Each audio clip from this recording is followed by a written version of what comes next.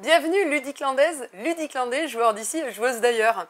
Aujourd'hui, eh bien, j'ai une assistante pour cette nouvelle vidéo et je vous présente... Louane. Très bien, tu as quel âge Louane? J'ai 13 ans. Très bien, et donc tu vas venir nous expliquer aujourd'hui en vidéo La Légende des 3 pièces, qui est un jeu qui t'avait passionné pendant le festival du jeu de Mont-de-Marsan. Oui. Parfait. Donc elle va vous présenter ce jeu-là. Est-ce que tu es prête Louane? Oui. Comme moi quoi. Il est où Stéphane? Ah, bah c'est... Non, t'as bien changé Stéphane en fait. Je trouve aussi. Ah ouais. Bah on sait pas. Non, c'est pas Stéphane, aujourd'hui c'est Louane. Non mais faut quand même leur expliquer, il paraît qu'ils ont le droit de prendre des vacances les gens. C'est vrai? Oh là là, cette chance. Oui, Stéphane est en vacances, bien mérité. Donc vous le retrouverez dans la vidéo de la semaine prochaine ou peut-être la semaine suivante. En tout cas, lui aussi, il a hâte de vous retrouver pour vous faire découvrir un jeu, mais on en parlera un petit peu plus tard dans la vidéo.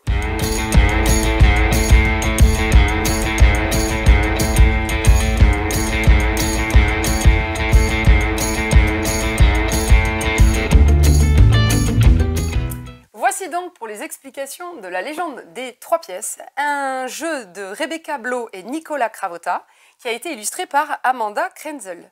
C'est un jeu qui se joue entre 2 et 5 joueurs pour des parties d'à peu près 20 minutes, 30 minutes, ça va dépendre de votre imagination et de votre inspiration surtout. C'est un jeu qui se joue à partir de 6 ans, disons 6 ans, je dirais des enfants qui ont l'habitude de lire l'histoire du soir, etc., qui ont de l'imagination, même à 5 ans, je vous assure que les enfants, ils vont avoir de quoi vous raconter avec ce jeu. Mais en tout cas, voilà, accessible à partir de 5-6 ans, je dirais. Et puis sur la boîte, il y a noté jusqu'à 10 ans, mais je ne suis pas tout à fait d'accord parce qu'on va se marrer à ce jeu-là vraiment en famille, même entre adultes, je pense que ça peut vous faire la soirée, vraiment. Voici, donc Louane, je t'attends, j'attends les explications de ce jeu que tu connais par cœur. Bien sûr. Alors, que faut-il faire dans La Légende des 3 pièces? Il faut inventer une histoire dont on connaît le personnage principal et la fin de l'histoire, la fin heureuse, normalement. Donc c'est le narrateur, le premier joueur, qui va décider donc d'un personnage. Donc il y en aura plusieurs dans le jeu, vous allez choisir le personnage qui vous inspire le plus. Ici, ça sera... Elliot, le chevalier. Voilà, déjà, c'est Elliot le chevalier. Qu'est-ce qui lui arrive à ce bonhomme-là? Qu'est-ce qu'il veut faire dans la vie? Il veut aller pêcher une sirène. Ça, c'est la fin heureuse. Il veut pêcher une sirène. Oui. C'est atroce. Bon, c'est l'histoire de Louane. Donc effectivement, il y a une carte qui aura été tirée aussi au hasard, ou qu'on choisit, je sais plus, au hasard, je sais plus, dans le jeu, bon. Mais on va lui donner en fait une fin heureuse. Sa fin heureuse à Elliot, c'est d'aller pêcher une sirène. Bon, chacun sa passion. Il voulait goûter la sirène. Ah d'accord. Il l'a jamais goûté. Alors comment on joue ensuite? Il faut retourner les 3 premières cartes de ça, là. D'accord, donc je retourne les 3 premières cartes. Ici, il y a eu une installation de plateau avec 3 cartes. Plateau de jeu avec 3 cartes par emplacement. Donc il y a 5 emplacements disponibles. Le dernier, c'est pour la carte finale, la happy end. Donc on va placer 3 cartes et puis des dés d'inspiration. Au hasard, on va les répartir devant les cases. Donc j'amène 3 cartes. Vous allez voir, il y a un génie. Un chien, visiblement un Saint-Bernard pour être précise. Et une grotte souterraine. À partir de là, que fait-on? Le narrateur, il va mettre un jeton sur une des cartes pour dire laquelle des cartes il pense la plus probable pour continuer l'aventure de Elliot le chevalier. Et ensuite, les autres joueurs vont voter aussi. Et s'il trouve, c'est-à-dire qu'en fait, il a 3 jetons, le narrateur. Et lui, il va se dire, ah, moi, je pense que les autres joueurs vont voter pour, à mon avis, le génie. C'est la suite probable de l'histoire d'Elliot, le chevalier. Donc, je vais mettre le livre ouvert. J'ai un jeton livre ouvert. Je me dis que c'est ça. Pourquoi ils vont voter. Et puis, je suis obligée quand même de jouer les autres jetons. Et je me dis, bon, ben, je vais dire la deuxième possibilité. Bon, ils vont peut-être choisir la grotte souterraine. Il y a peut-être de l'eau, un lac dans lequel ils pourraient rencontrer une sirène. Peut-être. Allez, je mise ça. Et puis, je pense vraiment que le Saint-Bernard, c'est pas la carte qu'ils vont choisir. Donc, je vais mettre le dernier jeton où il y a les 2 gouttes sur la carte. Ouais, moi, je suis d'accord avec vous parce que c'est quand même un chien sauveteur, hein, le Saint-Bernard. Ça dépend voilà, on n'a jamais la même façon de penser avec Cédric. Non. Donc, à partir de là, le ou les autres joueurs, parce qu'on peut jouer à 2, hein, mais sinon, le ou les autres joueurs vont se concerter pour dire, ben, nous, on pense que la suite la plus probable, c'est effectivement que Elliot, le chevalier, rencontre dans son périple un génie, par exemple. Donc, on retourne les jetons. Si c'est bon, eh bien, on continue l'histoire sur cette base-là. Par contre, si les joueurs ont voté sur une des images des autres jetons, là où j'avais mis les jetons avec les gouttes d'encre, on va perdre de l'encre dans notre encrier. Ici, vous avez un petit plateau avec un encrier. Et si les joueurs ont voté donc pour la suite de l'histoire, ça va se passer dans une grotte, eh bien on ne va perdre qu'un seul niveau ici d'encre. Par contre, s'ils votent pour, selon moi, l'image qui ne vaut vraiment pas le coup, c'est-à-dire le Saint-Bernard, bon, ben on va perdre dans ce cas 2 niveaux d'encre. Le but, en fait, c'est d'arriver à ce qu'Eliott, le chevalier, termine son histoire au bout du 5e, du 5e tour de jeu et arrive sur sa happy end, donc pêcher une sirène, avant que l'encrier ne soit vide. Si l'encrier est vide avant ce moment-là, eh bien on a tous perdu la partie. On n'est pas des bons narrateurs, peut-être. Donc, qu'est-ce qui se passe une fois que les joueurs ont décidé de la carte? Oui. On lance le narrateur. Alors, c'est le prochain joueur. Oui, c'est ça, le joueur à la gauche du narrateur, dans le sens aiguille de montre, devient le nouveau narrateur. Et qu'est-ce qu'il fait? Il lance le dé d'inspiration. L'inspiration, c'est ça. Et en fonction du résultat, donc là, un flocon, il va faire son histoire avec le génie et le flocon pour continuer l'aventure de Eliott. Il y aura l'image que les joueurs auront choisie, mais il y a une petite contrainte supplémentaire, un petit truc qui va venir en plus, c'est le dé d'inspiration. Donc là, on est tombé sur le flocon de neige, il va falloir continuer l'histoire. Est-ce que tu as une idée? Non. Ah ben oui, mais c'est à moi, c'est ça, parce que tu es la narratrice. Ah mince, c'est à moi. C'est moi la narratrice. Alors, je dirais qu'Eliott, le conquérant, Eliott, le chevalier, c'est ça. Il est parti au ski, parce qu'on est en pleine saison de la neige, très bien. Et puis, attendez, là, vous me prenez de court. Et puis, il se trouve que sur les pistes de ski, il avait fort soif après tout ce sport. Et il a trouvé donc un contenant, en se disant qu'il allait boire de l'eau. Et en frottant en fait ce contenant, il s'est rendu compte que c'était une lampe magique. Et est apparu donc un génie. Voilà la suite de l'histoire. Donc du coup, à chaque fois qu'on change de joueur, on rajoute le début de l'histoire plus le reste de l'histoire? Oui, c'est ça. Et quand j'ai terminé mon histoire, je dis, et que se passe-t-il ensuite? Ça, c'est la fin de mon tour. Je vais dire, et donc, après avoir rencontré ce génie, que se passe-t-il ensuite? Donc, je révèle à nouveau les 3 prochaines cartes. Et les joueurs, donc maintenant c'est moi la narratrice, donc Louane fait partie des joueurs qui vont se concerter pour décider de la suite de l'histoire en fonction des 3 nouvelles cartes sorties. Ben là, en l'occurrence, hasard, ce sont des cartes personnages. Oui. Donc visiblement, Eliott. Ou le génie. Voilà, la suite du génie ou le génie, voilà. Il va y avoir aussi notre personnage qui va arriver dans l'histoire et il faudra continuer. Donc le prochain narrateur va lancer un autre dé d'inspiration. Cette fois-ci, ça sera un dé d'inspiration émotion.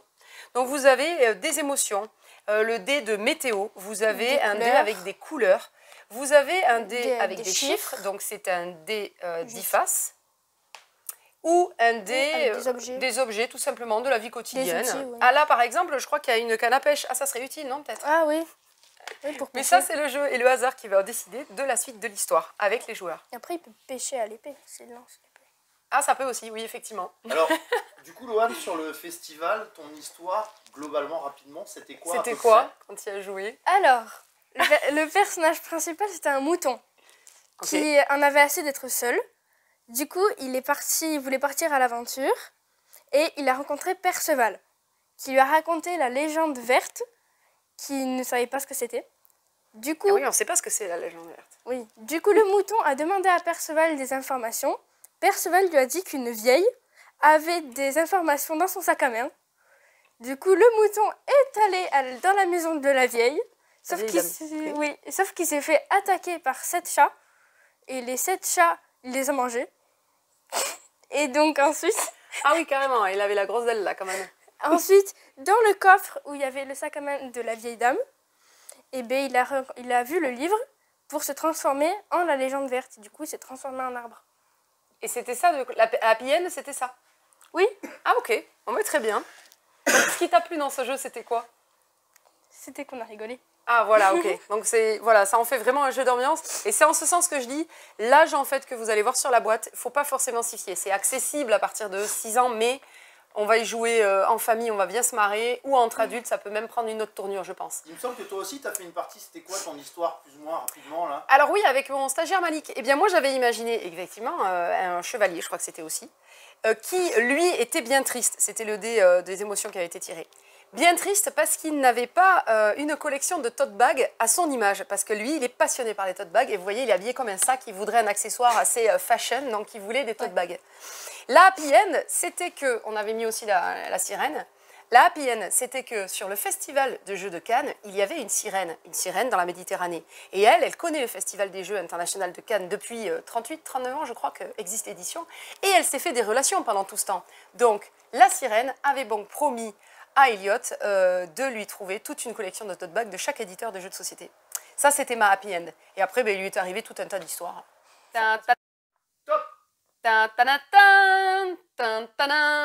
Oui, je sais, c'est pas du tout le chapeau d'Indiana Jones, mais j'ai fait avec ce que j'ai pu. Je vous présente Subterra 2, donc on l'attendait, ça y est, il est arrivé en boutique. La différence avec Subterra 1, j'explique pour ceux qui ne connaissent pas Subterra, super jeu de plateau, de coopération, d'ambiance, coopération, mais dans le Subterra 1, on pouvait quand même gagner tous ensemble et puis avoir un pourcentage de perte acceptable, il me semblait que ça marchait. Donc c'était un jeu Subterra, le premier du nom, d'aventure, de plateau, coopératif, où vous deviez donc vous sortir d'un espèce de labyrinthe, je crois que c'était une grotte souterraine que vous êtes en train de visiter, et vous vous apercevez qu'il y a une horreur, on appelait ça une horreur ? Des horreurs. Des horreurs dans cette grotte souterraine. Donc votre but, ça va être de vous débrouiller pour creuser, enfin découvrir un peu à la donjon crawler de nouvelles pièces pour pouvoir vous en aller le plus vite possible, trouver la sortie avant de vous faire dévorer, clairement. Dans le Subterra 2, la petite subtilité, ce qui change un peu du premier jeu, le twist, comme dirait mon collègue Stéphane, c'est que vous avez en fait un artefact ici à récupérer et sortir de ce labyrinthe souterrain en fait qui se passe sous un volcan qui, en début de partie, est éteint, mais qui est actif. C'est un temple. Oui, c'est un temple, d'accord, mais sous un volcan, d'accord. Oui, mais c'est quand même un temple. Et vous devrez donc découvrir toutes les pièces, enfin tout ce qu'il y a dans ce temple, jusqu'à arriver à la dernière, donc jusqu'à la dernière pièce, où là va arriver en fait une connexion qui est la tuile avec l'artefact. Il faudra avoir récupéré dans ce labyrinthe 3 clés pour pouvoir récupérer l'artefact et sortir en fait. Vous êtes arrivé par ici, vous devez sortir par ici avec l'artefact et c'est comme ça que vous gagnerez la partie. Il faudra éviter de vous faire enquiquiner par les gardiens. Là, ce ne sont plus des horreurs, ce sont les gardiens du temple qui peuvent vous arriver dessus à tout moment dans la partie. Il y a aussi évidemment des salles avec des pièges par moment dans la partie, en fonction de la tuile, c'est quoi, de la tuile révélée? Ah non, en fonction, oui, à la fin du tour de chaque joueur. Donc chaque joueur a un personnage avec différentes compétences. Vous pouvez avoir la guérisseuse, il faut toujours avoir la guérisseuse dans la partie, quoi que vous choisissiez, peu importe le nombre de joueurs. Vous pouvez jouer ça, c'est ton avis. Seul ou jusqu'à 6 joueurs. Oui, il faut la guérisseuse parce que clairement, elle va nous aider, hein, c'est sûr. Il y a une archéologue, il y a un guide, il va y avoir une tireuse d'élite. Bref, plein de personnages hyper intéressants avec chacun des particularités. En tout cas, chacun son tour, nous allons pouvoir jouer dans notre tour de jeu 2 actions. Il y a 2 points d'action. Il y a des actions qui vous coûtent qu'un seul point d'action. Par exemple, révéler une nouvelle tuile. Donc, dans le petit pochon, magnifique, brodé et tout, vous allez tirer une tuile que vous allez connecter, hop, tout simplement, au circuit, dans le labyrinthe, au fur et à mesure. Vous pouvez vous déplacer, ça coûte un point d'action. Vous pouvez explorer. Ah oui, explorer, c'est tout de suite, vous avez la confiance, vous tirez une tuile et vous rentrez directement dans la pièce. Donc c'est plus risqué quand même. Vous pouvez soigner, ça fait partie d'une action possible. Vous pouvez manier un objet. Donc quand vous tombez dans une pièce où il y a une clé, vous pouvez utiliser un point d'action pour manier l'objet, donc le récupérer clairement. Vous pouvez attaquer, et notamment les gardiens pour les dégommer. Et pour 2 actions, vous pouvez courir vite, donc vous vous déplacez de 3 cases d'un coup. Vous pouvez creuser, puisque par moment, vous allez tomber sur des cases sur lesquelles il y a des éboulis. Il faudra utiliser l'action creuser pour enlever l'éboulis. Une fois que chaque joueur a fait son tour de jeu, enfin, ou à la fin de du tour de chaque joueur plutôt, on va lancer un dé danger. Donc souvent il se passe des trucs quand même, hein. Toujours il se passe des trucs. Des éboulis, donc ça veut dire que si vous aviez creusé, vous allez lancer le dé, et en fonction de là où vous aviez enlevé l'éboulis, si vous tombez sur le même chiffre que cette case, eh bien, il y a un éboulis qui tombe à nouveau sur la case. Et si vous y étiez dedans, vous perdez 3 points de vie. Je crois que c'est 3. Vous avez par exemple l'apparition d'un nouveau gardien dans ce temple. Donc c'est ces bonhommes là, violets, qui vont venir vous embêter dans la partie et vous attaquer et vous dégommer. Il peut y avoir aussi apparition d'un puits de lave. Enfin, activation d'une pièce dans laquelle il y avait un puits de lave. Donc, si vous aviez connecté cette tuile dans votre labyrinthe, dans votre temple, et que quelqu'un est dessus, il perd un point de dégâts quand même, parce que la lave, ça pique. Puis, au fur et à mesure du jeu, eh bien, vous allez vous entraider. Si vous avez choisi la guérisseuse, elle va pouvoir redonner des points de vie au fur et à mesure à elle-même ou à un autre joueur, etc. Le but étant d'avoir ramené l'artefact et d'être sorti de ce temple avant que vous ne soyez mort, sachant qu'il y a un compte-tour dans le jeu. C'est ce plateau-là. On va avancer un pion. À la fin du tour de jeu de chaque joueur, on va avancer d'un cran vers le haut du volcan. Quand le compte-tour quand on a terminé, on va passer à la phase volcan en éruption. Et là, par contre, ça va commencer à s'accélérer. Les dangers vont s'accélérer au fur et à mesure. Donc là, il faudra vraiment prendre vos jambes à votre cou et vous enfuir. Voilà pour Subterra 2. Et oui, parce que dans le dernier tour, là, à chaque fois que tu vas avancer, tu vas retourner une carte qui va faire arriver la lave. C'est ça, à partir de l'artefact, évidemment, vous retournez la tuile et tout ce qui va être connecté à cette tuile va se retourner face lave. Donc vous allez vraiment avoir la lave à vos trousses, il faudra vous dépêcher de sortir de ce temple. Alors c'est comme dans le premier, hein, tu peux lâchement abandonner l'or, on pourra quand même gagner. C'est vrai? Oui, oui. Oh là là, ce détail de point de règle, moi je trouve pas ça normal. Ah si, c'est génial. Alors ensuite, on va faire le tour un petit peu de la boutique. On a Filfilou qui vient d'arriver. Donc là, c'était un jeu pour enfants. Tu veux que je me retourne peut-être ici? Ah mais oui, mais non, il n'est pas dans le bon sens. T'es sûr que tu veux filmer comme ça? On va repasser dans l'autre sens. Filfilou, c'est un jeu... Ah, pardon, Subterra, excusez-moi. Un jeu de Tim Pinder qui a été illustré par Diane Franco Campo. Conception graphique de Marco Luna Villena et production de Peter Blancarn. Voilà. Ça, c'est dit pour rendre hommage aussi aux auteurs, aux autrices, aux illustratrices, aux illustrateurs. Filfilou, un jeu de Dana Banki illustré par Gediminas Akelaitis. Et c'est un jeu qui se joue entre 3 et 7 ans, qui va vraiment faire marrer les plus petits. C'est un jeu de cache-cache. Chacun va choisir une équipe d'animaux. Donc par exemple, moi j'ai choisi les bleus. Que je me souvienne bien, j'ai pas révisé le jeu Filfilou, ça va pas du tout. Bon, ça va être très simple. Hein. Principe de ce jeu, on fait un cache-cache contre le loup. Le loup, pour l'instant, il fait la sieste, d'accord? Chacun son tour, on va lancer le dé. Ça va nous indiquer donc un chiffre. Si c'est 1, 2 ou 3 maximum. Donc, par exemple, je fais 2. Un de mes personnages va se planquer derrière un buisson, derrière une souche d'arbre. 1, 2, par exemple.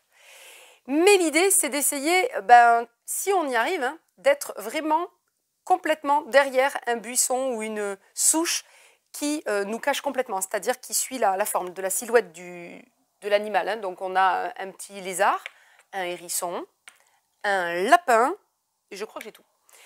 Chacun son tour, donc on lance le dé. Si à un moment donné, alors je vais faire une configuration comme ça, mon personnage il est là, là il y a un lapin, etc. Et puis là il y a un autre lapin, tac. Je lance le dé, et là, cette fois, on tombe sur les yeux du loup. Le loup ouvre donc les yeux. Donc là, le matériel, il est génial. Hein. Il lève son chapeau. Il lève son chapeau. Hop, il jette un œil. Et ben, du loup, oui, il est génial. Génial. Attends. Focus sur le loup. Tous les animaux qui dépassent de leur cachette sont éliminés. Enfin, repartent à 0. Donc lui c'est bon, il colle parfaitement. Par contre, le hérisson, il est un peu grand par rapport au petit... le hérisson est grand par rapport au petit buisson derrière lequel il se cache. Donc, il repart au départ, etc. Et ensuite, le loup referme les yeux. On continue à jouer. Dès qu'on a amené un personnage sur la dernière case, on a gagné, on a sécurisé notre animal. Le premier joueur qui a fait gagner tous ces animaux, arrivé en bout de course, a gagné la partie, tout simplement. Super, très mignon. On passe ensuite sur... Oula, Starship Captains. Oula là là. Alors, un jeu de... Oui. Peter B. Hofgaard. Illustré par... C'est pas noté sur la boîte. Ou un mauvais point. Par tout un tas de, je pense, un gros studio ou bel illustrateur. En tout cas, les illustrations sont magnifiques. C'est là un plus gros jeu. Hein. On n'est pas dans la catégorie expert, mais il y a quand même pas mal de gestion, etc. Donc, on est capitaine d'un vaisseau, pardon. vaisseau spatial et nous allons devoir accomplir des missions. Alors d'abord, on va devoir réparer notre vaisseau, hein, parce qu'on commence, on est quand même mal barré. On a quelques points de dégâts déjà dans nos entrepôts de stockage, ou, etc., ou dans nos pièces de contrôle du vaisseau, bref. Et il va falloir donc réparer notre vaisseau, former le meilleur équipage possible. Donc pour ça, on va recruter des cartes personnages, si c'est bien ça, oui. Et on doit envoyer donc ces personnages, donc on a tous des figurines, dans différentes salles dans notre vaisseau pour en activer les pouvoirs, ou alors nous devons réaliser des missions pour gagner des points. Le joueur qui aura le plus de points donc va être déclaré le meilleur vaisseau de toute la galaxie, clairement. Donc un jeu qui se joue seul ou jusqu'à 4 joueurs. Il y a énormément de matériel dans le jeu, vous avez un grand plateau. Chacun va avoir un vaisseau composé donc de figurines qui représentent en fait des personnages qui vont pouvoir activer chacun en fonction de leur couleur, la couleur de la salle correspondante à l'action choisie.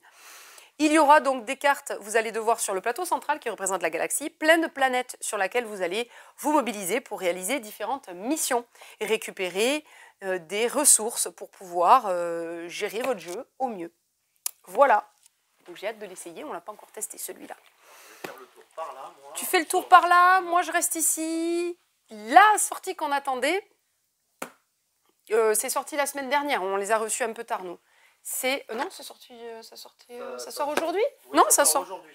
Ça sort aujourd'hui. Bon, on a quelques jours en avant-première, non, depuis vendredi. Eh ben oui, puisqu'on les a présentés déjà en boutique. C'est donc, on l'a déjà présenté en boutique, c'est cette superbe extension édifice pour Seven Wonders. La boîte qui se joue de 3 à 7 joueurs, pas le Seven Wonders Duel. Donc ça, c'est fait. On a un retour en stock de Oulaou.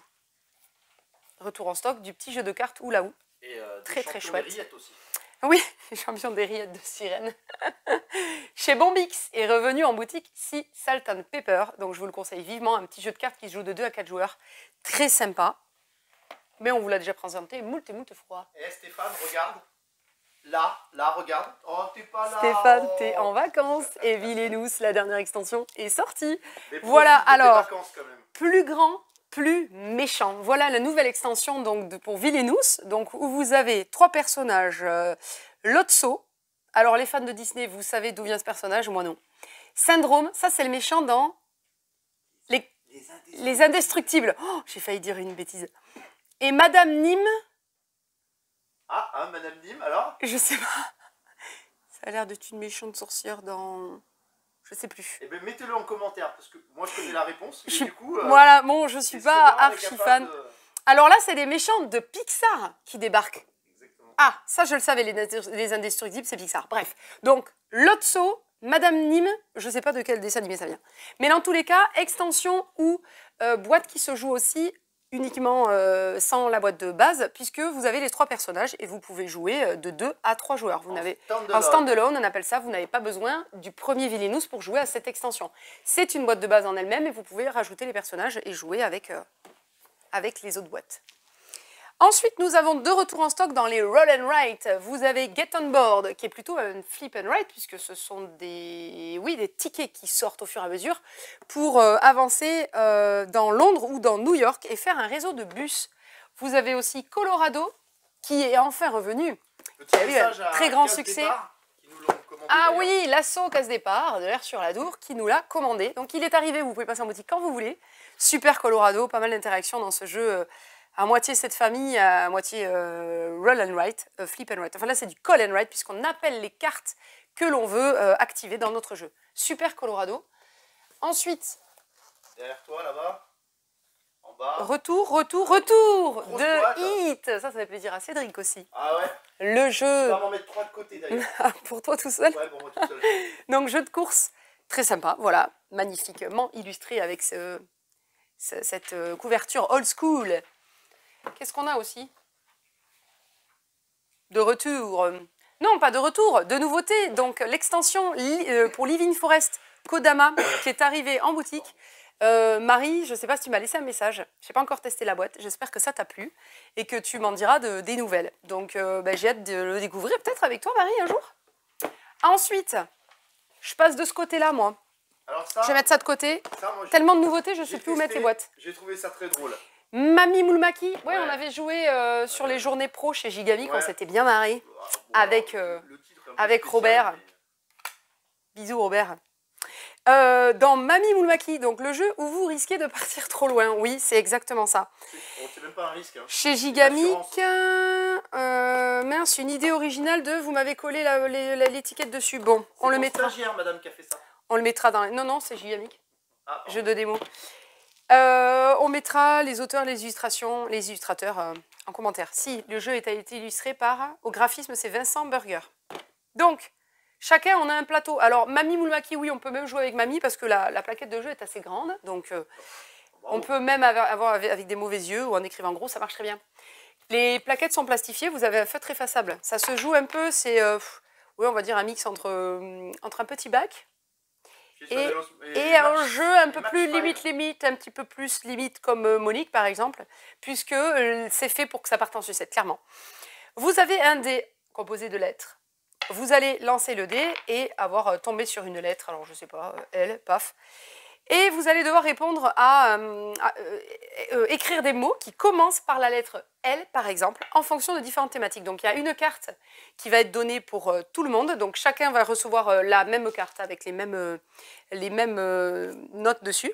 Donc, en 1, vous allez devoir écrire un mot pour compléter la phrase. Merde, j'ai encore un mot qui commence par L. J'ai encore lavé le chien. Oui, alors on a le droit d'écrire un mot qui commence par la lettre L ou un mot qui commence par la lettre L mais avec une suite. Par exemple, ah merde, j'ai encore lavé le chien parce qu'il s'était roulé dans la boue. Bref. Ensuite, ça prend minimum 1 heure. Laver le chien. Non, mais on n'a pas le droit de répétition. Non, c'est pas drôle. Ensuite, un nom original pour un... Non, je peux pas dire ça. Hein. Non, je peux pas dire ça. Je change de carte, pas en vidéo. Partie du corps humain qui commence par la lettre L. Tadadadin s'apprécie mieux ivre. Raison de décliner un rendez-vous galant, qui commence par la lettre L. Quelque chose pour lequel il est mauvais d'être en retard, qui commence par la lettre L. Se trouve dans une boulangerie, qui commence par la lettre L. On ne peut pas s'en passer. Quelque chose qui commence par L, évidemment. Quelque chose de mou, qui commence par L. Signer la pétition, non à... Quelque chose qui commence par L. Je vous laisse, si vous voulez mettre en commentaire, n'hésitez pas. Faites-vous plaisir, vous avez bien tout noté. Donc, chaque joueur va écrire ses réponses, tac, tac, tac, le temps d'un sablier. À la fin du sablier, ou dès qu'un joueur a terminé, je crois, dit stop, tout le monde lève les stylos et on vérifie les réponses. Donc d'abord, les réponses, il faut qu'elles soient validées par l'ensemble des joueurs, sinon ça ne marche pas. Ou vous allez justement défendre votre idée si vous n'avez pas convaincu du premier coup. Si c'est validé par l'ensemble, c'est validé. Si vous êtes seul à avoir pensé à... c'était quoi merde, j'ai encore lavé le chien. Si c'est validé par l'ensemble des joueurs et que vous êtes le seul à avoir pensé à cette réponse, vous gagnez 2 points. Si vous êtes 2 joueurs à avoir écrit le même mot, vous gagnez qu'un seul point. Sinon, c'est 0. Si ça n'est pas validé ou si vous n'avez pas eu d'idée, ben c'est 0 point. À la fin de la partie, vous totalisez vos points, vous faites 5 manches. À la fin de la 5e manche, le meilleur joueur, le mieux inspiré ou celui qui aura convaincu le mieux a gagné la partie. Très bon jeu d'ambiance, clairement. On peut jouer de 2 à 8 joueurs et c'est noté sur la boîte à partir de 16 ans parce que chaque carte a vraiment des trucs qui sont un peu portés sur la chose. Ensuite, qu'est-ce que je vous propose? Un petit retour en stock. Les petits loups. Ah oui, retour en stock de Flamecraft, ce magnifique jeu où vous allez ouvrir des boutiques il a cartonné sur de petits dragons. Il avait cartonné sur le festival du jeu de Mont-de-Marsan. Il est vraiment très chouette. Le matériel est génial. Et notre retour en stock, celui le merveilleux, le plus beau, le futur as d'or de l'année, je l'espère, on croise les doigts pour lui, c'est Acropolis, qui est revenu en boutique. C'est sûr, on n'est pas jury. On ne fait pas partie du jury. Je devais vous parler de quoi d'autre? Je me suis fait des notes. Ouais, Cédric, tu m'aides. Ouais, alors je regarde tes notes, on part dans les escape games. Non, d'abord, on a des boîtes pour ranger les cartes. Donc c'est des boîtes qui peuvent contenir jusqu'à 2 jeux complets de cartes slivées. C'est noté d'ailleurs. Peut contenir jusqu'à 160 cartes avec double protège-carte. Donc ça, c'est plutôt pour les joueurs Magic, les collectionneurs, ou les joueurs Pokémon, les collectionneurs. Voilà. Aussi, hein. Vous pouvez double sliver vos cartes, ça passe, c'est rentré.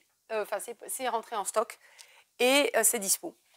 Ensuite, les escape games. Alors, ici, nous avons reçu le dernier escape game chez Ravensburger, Echoes, le violon. Donc c'est un escape game différent par rapport aux autres gammes, il est audio.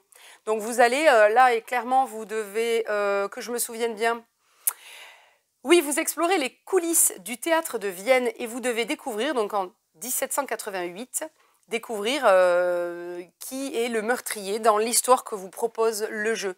Vous allez en fait écouter des conversations.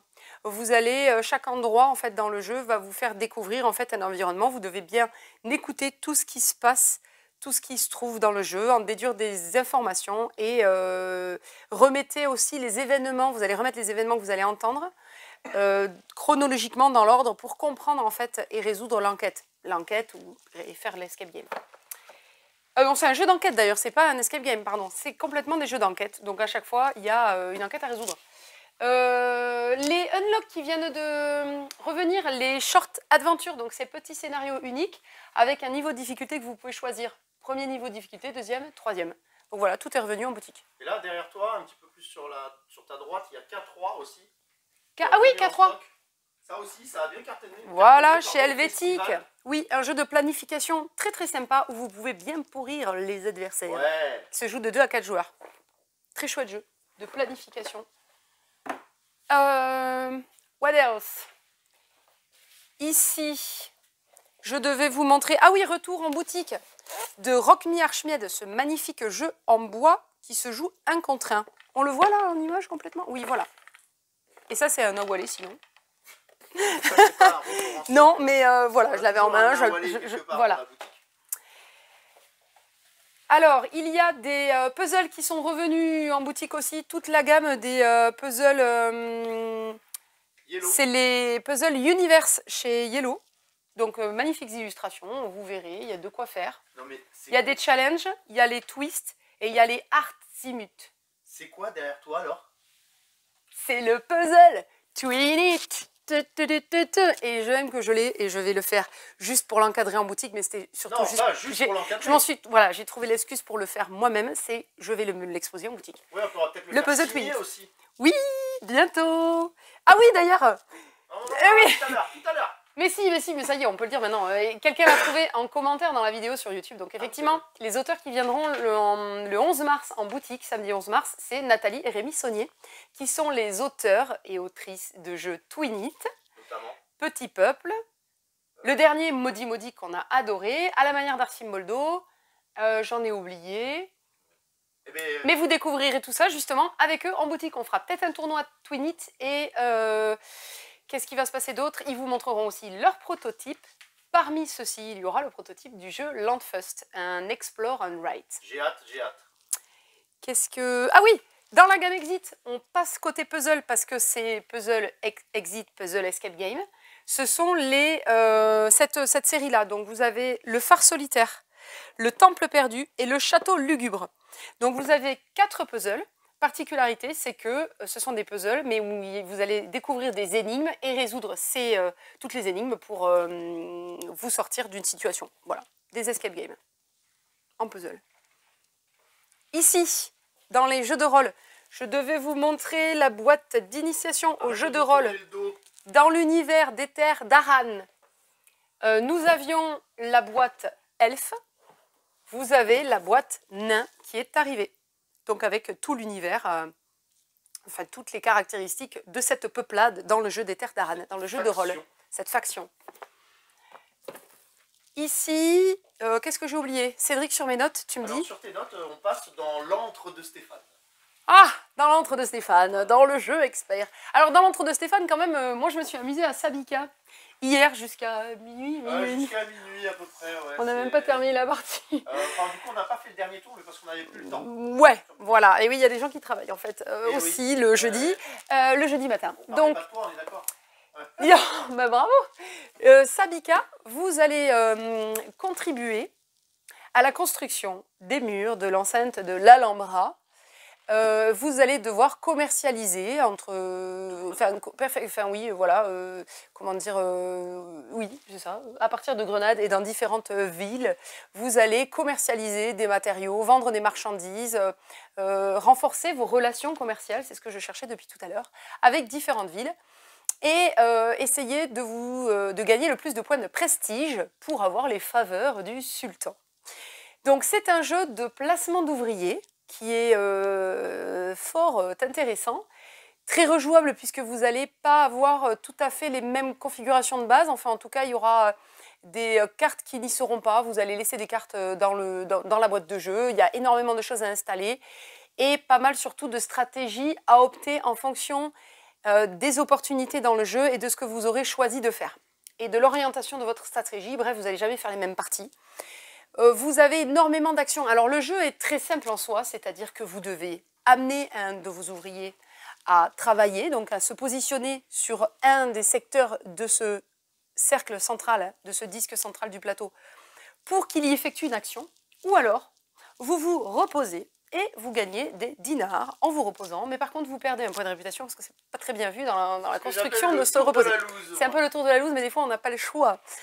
Donc dans ce jeu, placement d'ouvriers, mais là où le jeu est compliqué, c'est que vous avez énormément d'actions possibles.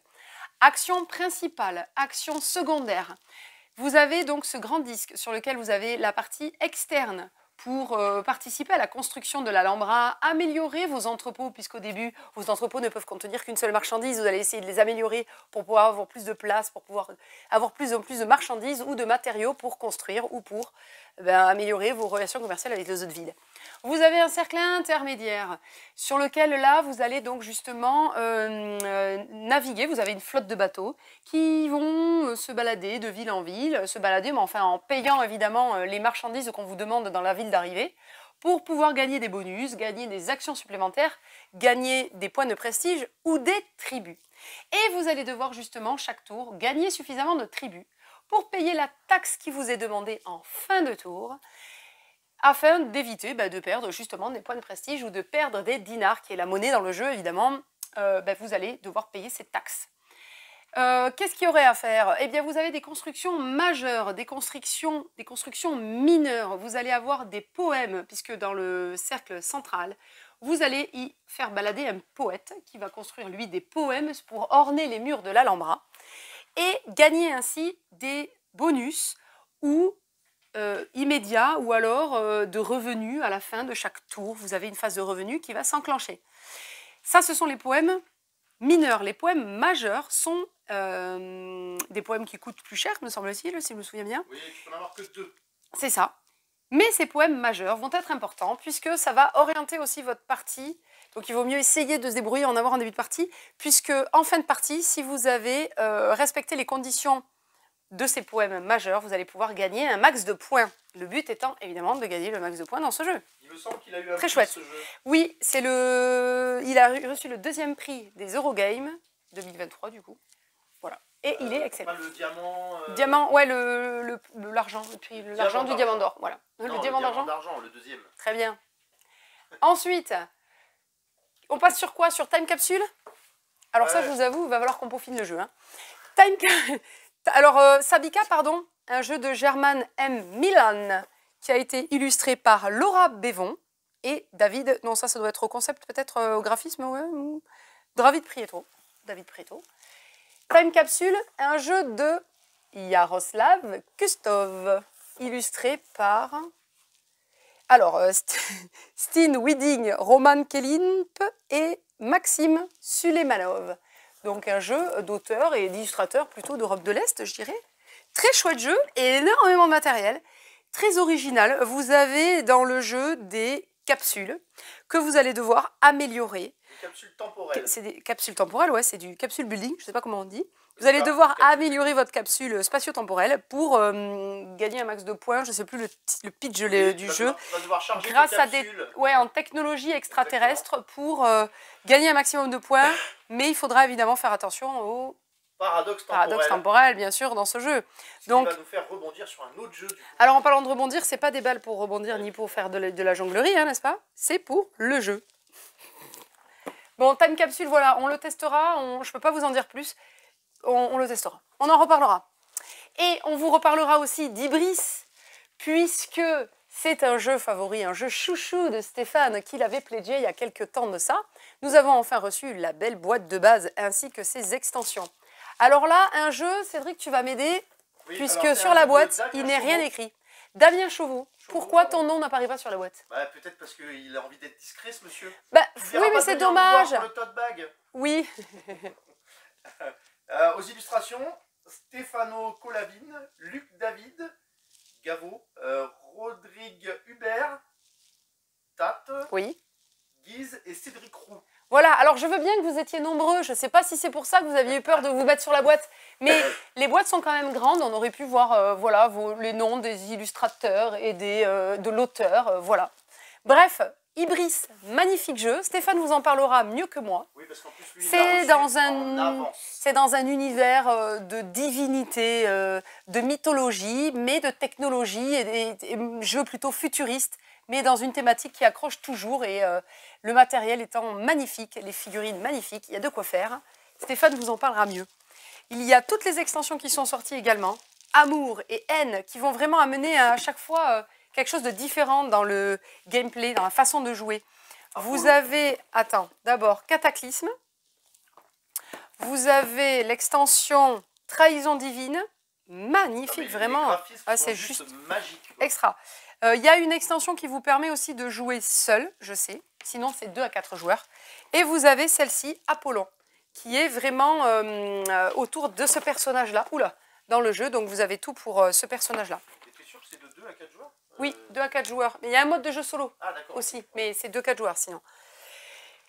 Du coup, donc Stéphane, on fera une vidéo avec Stéphane de ça. Du coup on est d'accord que on saute de time capsule à un autre truc avec le temps, c'est complètement raté parce que tu es parti direct sur Ibris. Ah mince, oui, tu voulais parler de Demain tu m'as tué. Oui, mais j'en parlerai dans le futur, voilà, je rebondis. Ou dans le passé? Dans le futur. Dans le passé. Eleven, donc un jeu en mode football. Vous allez devoir comment gérer un club de foot, hein, oui c'est ça. Je suis pas spécialiste moi. Vous allez devoir gérer tout un club. Vous avez donc, vous allez vous affronter. C'est un jeu qui se joue seul ou contre le jeu jusqu'à 4 joueurs. En gros, tu vas incarner un manager. Incarner un manager de club de foot, gérer vos encadrants, développer votre stade et révéler le potentiel de tous les joueurs que vous aurez recrutés et fait jouer sur le terrain. Dans ce jeu, vous allez donc, c'est un jeu de gestion, hein, clairement. Vous allez pouvoir relever aussi des défis qui sont proposés par 6 scénarios thématiques quand vous jouez en mode solo. Ou alors, vous jouez avec d'autres joueurs et dans ce cas, vous vous affrontez, le meilleur gérant de club va gagner la partie. Ouais, vous avez des extensions aussi qui sont sorties ou qui vont paraître pour faire de ça, ce jeu. Tu vas recruter des joueurs, tu vas les entraîner, tu vas en faire des vedettes, voilà. Tu vas essayer, et si tu n'y arrives pas, bah, tu vas les vendre. Exactement, bon, voilà. Ça c'est le commerce. Hein. C'est normal, c'est normal. Hein? Demain tu m'as tué. Voilà, nous sommes dans le présent, je parle de ce jeu, je t'avais dit que j'en parlerai dans le futur, on y est. On y est. Vous comprendrez. C'est vrai. Alors c'est un jeu assez barré dans la thématique. C'est un jeu le principe de jouer aussi, hein. Assez abstrait, on peut dire abstrait. Un jeu de réflexion en tout cas, c'est sûr, qui se joue sur 3 plateaux différents. Dans le jeu, votre but c'est de faire sortir en fait l'adversaire en fait du plateau, puisque c'est un jeu 2 joueurs. Hein. Donc vous jouez, vous avez les pions blancs ou les pions noirs. Chacun votre tour, vous allez jouer. Vous allez décider où vous allez jouer. Vous pouvez jouer dans le présent, vous pouvez jouer dans le futur, vous pouvez jouer dans le passé. Si quand vous jouez dans le passé, il se passe une action qui modifie le présent et le futur, il va donc s'enclencher des effets sur les autres plateaux qui font que vous allez pouvoir bloquer votre adversaire potentiellement ou le dégager du plateau. Donc assez barré. Vous semez une graine dans le futur, elle va se développer dans le passé, dans le passé, et elle va se développer dans le présent, dans le futur. Alors, attention, ça c'est le premier module que tu rajoutes. C'est le premier module, oui. Après, il existe 3 autres modules. Dans le jeu de base, déjà, vous avez tout pour jouer déjà des parties assez décalées, voilà, assez barrées. Pour appréhender le jeu. Après, vous avez donc 4 différents modules que vous pouvez rajouter. C'est la nature. Exactement, ça me plaît. Donc là, le principe de jeu, c'est que si je plante une graine dans le passé, ça va modifier la configuration des plateaux présents et futurs. Bref, je peux vous dire que ça, j'y ai joué une seule fois aussi, bon, c'est à découvrir. Si vous venez en boutique, n'hésitez pas, on vous le présentera davantage. Pour Demain tu m'as tué. Qu'est-ce que j'ai oublié ici? Un retour en stock. Oui, Terraforming Mars, il nous avait manqué, on n'en avait plus pendant quelques semaines. Terraforming Mars est revenu en boutique avec ces plateaux joueurs, très pratiques. Il nous reste quelques boîtes de la Big Box. Ouais, la Big Box, elle est toujours dispo. N'hésitez pas aussi pour ranger le jeu de base avec toutes les extensions possibles et imaginables de Terraforming Mars, le jeu de base. Qu'est-ce qu'on avait d'autre dans ce coin-là? On a fini. On a tout fait? Ouais, on a tout fait. On est balèze. Eh ben super, bah, merci alors d'avoir suivi cette nouvelle vidéo. La semaine prochaine, on ne sait pas, il n'y aura peut-être pas de vidéo. On verra avec Stéphane ce qu'on fait, moi étant censée partir en vacances. Sinon, on vous retrouve dans 10 jours, 15 jours. On fera peut-être une vidéo spéciale sur Ibris, on vous présentera les nouveautés. Et puis on aura aussi les retours de Cannes. Donc là, moi j'attends les retours des éditeurs puisque je ne serai pas sur Cannes. On a des clients joueurs, les associations du coin, les éditeurs. On aura le retour de deux clients, évidemment, qui sont très très joueurs aussi. Hein. On attend vos retours, Gaël et Elise, sur le Festival de Cannes. On attend aussi les tote bags. Moi, je veux compléter ma collection de tote bags, même si je ne suis pas sur le festival. Vous nous retrouvez sur les réseaux sociaux, Facebook, Instagram, YouTube. Vous y êtes déjà. Vous pouvez commenter, vous pouvez liker, vous pouvez nous donner vos avis. Et n'hésitez pas à passer en boutique pour qu'on vous explique les jeux. L'espace jeu est toujours disponible aussi. Cette semaine, il a été bien rempli avec les vacances scolaires. C'est une autre zone vacances semaine prochaine, donc on aura peut-être aussi du monde sur l'espace jeu. Donc n'hésitez pas à réserver votre place. 17 rue des Cordeliers. 17 rue des Cordeliers à Mont-de-Marsan. Sinon, vous pouvez commander aussi sur le site internet. Et à bientôt. Save the date pour le 11 mars avec Nathalie et Révissonnier qui viendront en boutique. Ciao, et ciao. bonnes vacances à Stéphane, vous pouvez lui faire un coucou. Salut!